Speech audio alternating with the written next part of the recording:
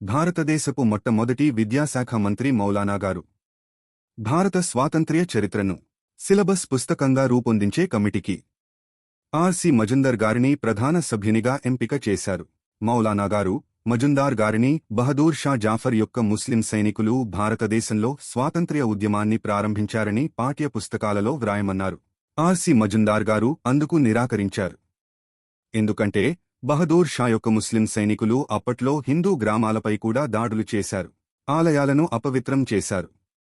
ముఘల్ రాజ్యాన్ని తిరిగి స్థాపించాలని, భారతదేశం అంతట షరియాని స్థాపించాలని ప్రతిజ్ఞ చేశారు. మౌలానా గారు తాను చెప్పినట్లు వినకపోతే కమిటీ నుండి బయటికి వెళ్లిపోమ్మని మజుందార్ గారిని ఆజ్ఞాపించారు. అప్పుడు మజుందార్ గారు ఆ కమిటీ నుండి బయటికి వచ్చేసి భారత స్వాతంత్ర్యంపై తన సొంత పుస్తకం వ్రాశారు.